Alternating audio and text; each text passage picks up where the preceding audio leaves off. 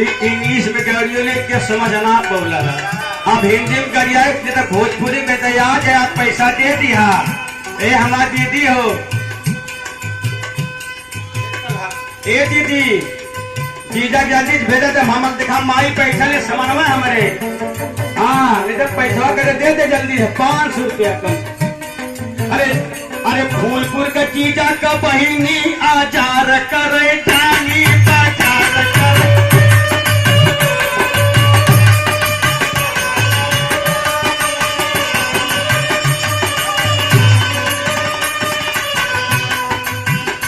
अरे फूलपुर का जीजा का बहिनी आजार कर जानी बाजार कर जानी घूम घूम बाजरिया में माल खोजा जानी खताया गए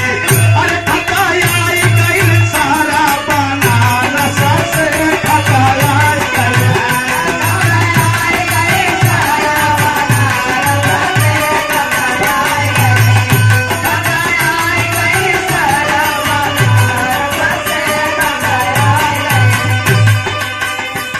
हे दीदी और मत बतियावा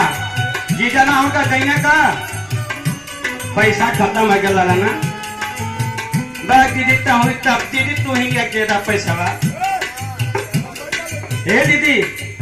बम्बईयो से बहुत जने लोग हवन हमार माई बता उतना बतौले रानी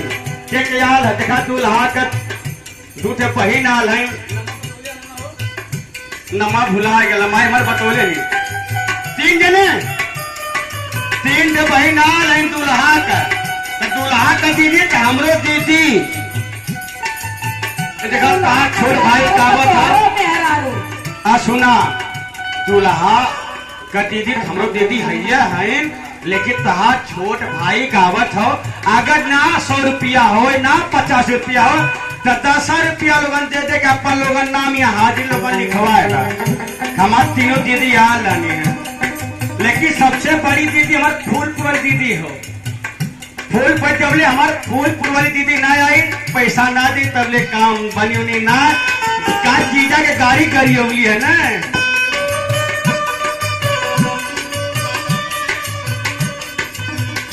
अरे गोलाया गई हर गोलाया गई सारा तिला कहारू ना कहा गोलाया गई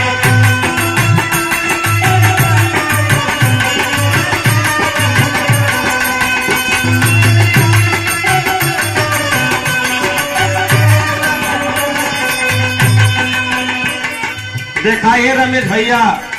ये तोहार घर है तो हमार घर है तोहार माई तो हमार माई आपका दीदी तो हमार दीदी और कल में हारो हमार भौजाई लगे थे कैसे में हारो लगी शुद्ध शुद्ध बोले हमार माई बैठे पर माई लापता निकाल के ना कहे कुल हमार कुल बेटवा कुल गलत गावत हो कहा था लेकिन माइयो पैसा न देते जा माई मत पैसा वहां बैठा जातला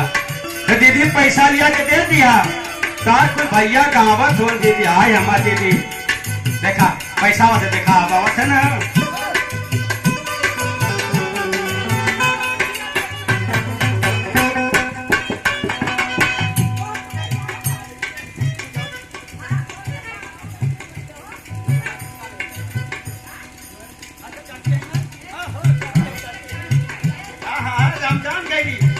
तो पैसा डाले रहू ने भूला दिन लगिया कमजोरी हम चाची का करी माई हमारा ने अमृत का धार के हो कितनो पियाई को माई बिना और कैसे कर जवा चुराई को माई बिना माई तो माई होनी हाँ वो अभागा बाटे तेरे घरवा माई नहीं खे बाबू ये देखा हमारे चाची की तरह दूल्हा का मम्मी लगी है ना दूल्हा की मम्मी की तरह देखी देखा खूब रसगत के लेके आई है खूब आज 100 रुपया लेके लू है कहा हमार चाची दूल्हा कब से 5 रुपया लेके आल हो तो अच्छा लगल हो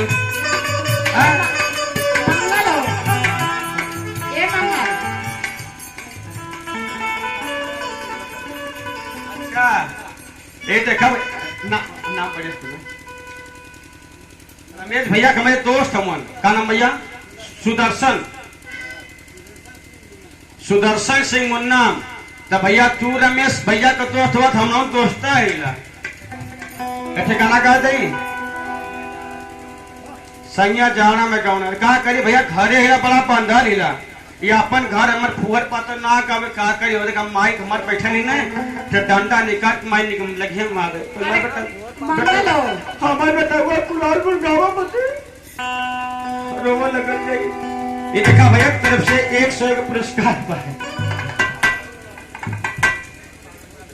मंगल धर्मेंद्र के ना कुछ काला